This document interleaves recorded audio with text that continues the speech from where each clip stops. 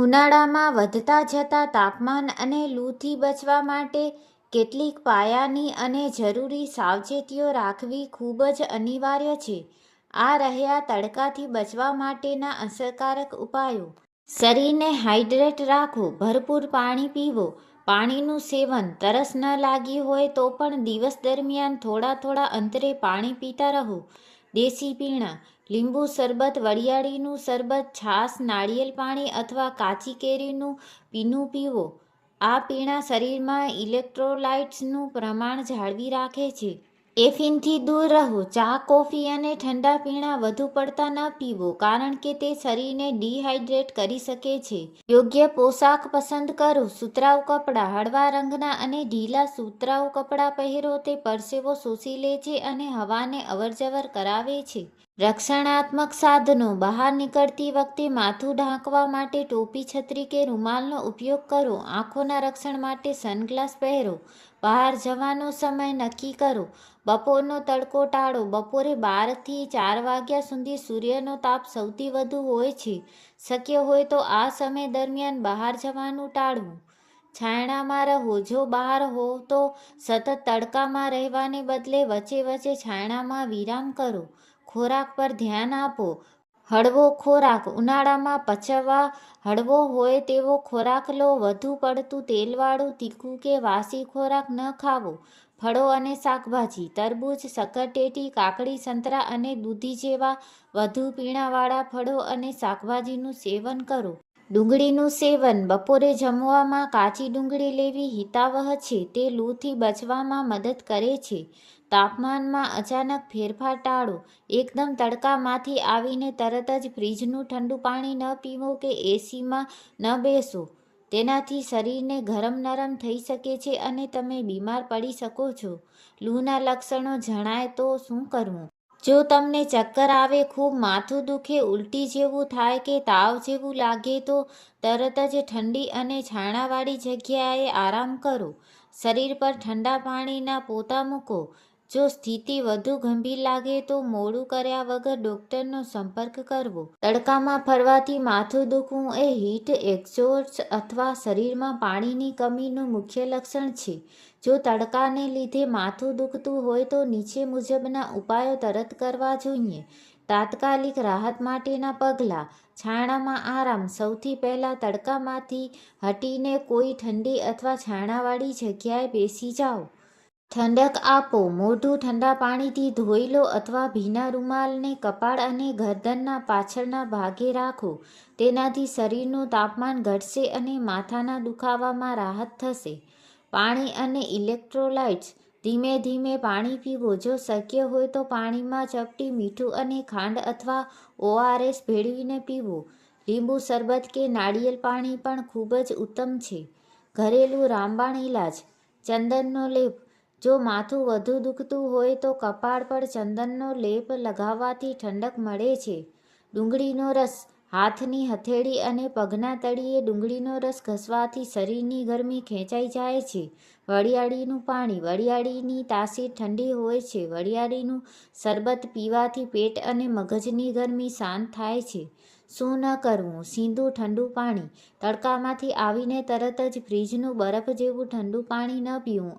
આનાથી નસોમાં આંચકો લાગે છે અને દુખાવો વધી શકે છે. ચા, કોફી. માથાના દુખાવામાં ઘણા લોકો ચા પીવે છે પણ ઉનાળામાં કેફીન શરીરને વધુ ડિહાઇડ્રેટ કરે છે, તેથી તે ટાળવું.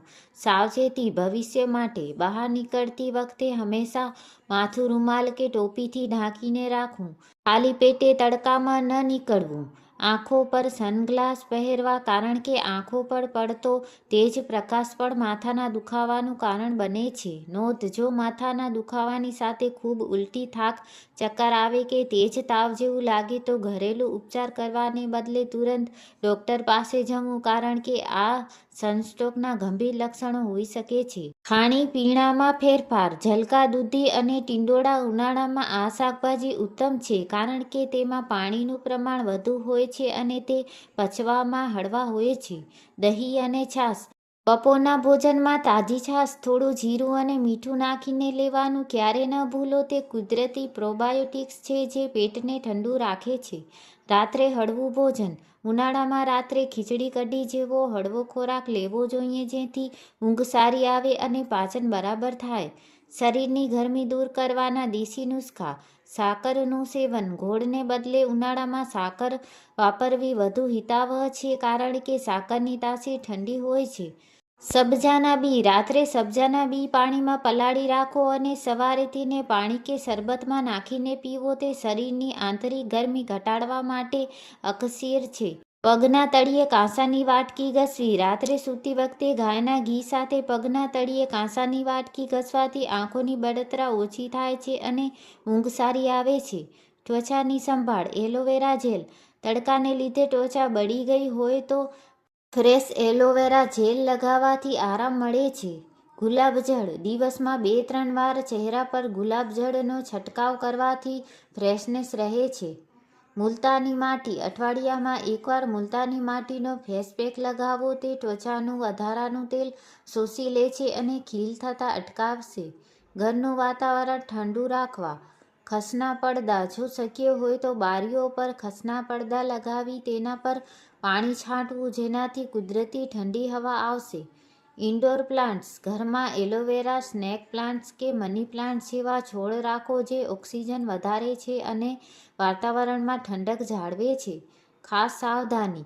ભીના કપડે ન રહેવું. પરસેવાથી ભીના થયેલા કપડાં લાંબા સમય પહેરી રાખવાથી સ્કિન ઇન્ફેક્શન કે ફૂંગ થઈ શકે છે. બહારથી આવીને પરસેવો સુકાઈ ગયા પછી સ્નાન કરી લેવું.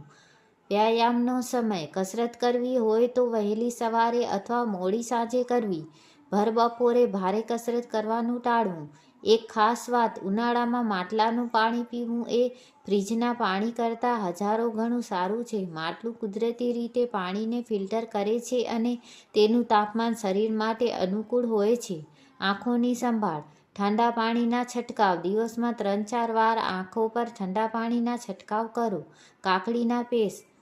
આંખોમાં બળતરા થતી હોય તો કાકડીના ગોળ ટુકડા અથવા વપરાયેલી ગ્રીન ટી બોક્સ આંખો પર 10 મિનિટ રાખવી. સનગ્લાસ. હંમેશા યુવી પ્રોટેક્શનવાળા ચશ્મા પહેરો જેથી આંખોને સૂર્યના તેજ કિરણોથી નુકસાન ન થાય.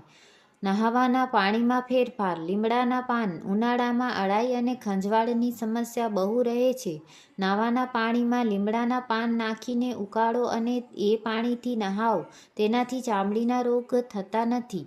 ગુલાબજળ. નહાવાના પાણીમાં થોડું ગુલાબજળ ઉમેરવાથી આખો દિવસ તાજગીનો અનુભવ થશે. મુસાફરી કરતી વખતે સાવધાની. સાથે પાણી રાખો. હંમેશા પોતાની પાણીની બોટલ સાથે રાખવી. બહારનું ખુલ્લું પાણી કે બરફવાળા પાણી પીવાનું ટાળવું કારણ કે તેનાથી ટાઇફોઇડ કે કમળો થવાનો ભય રહે છે. ભૂખ્યા પેટે ન નીકળવું. ક્યારે પણ ખાલી પેટે તડકામાં ન જવું. થોડો નાસ્તો કે ફળ ખાઈને નીકળવાથી લૂ લાગવાની શક્યતા ઓછી થઈ જાય છે.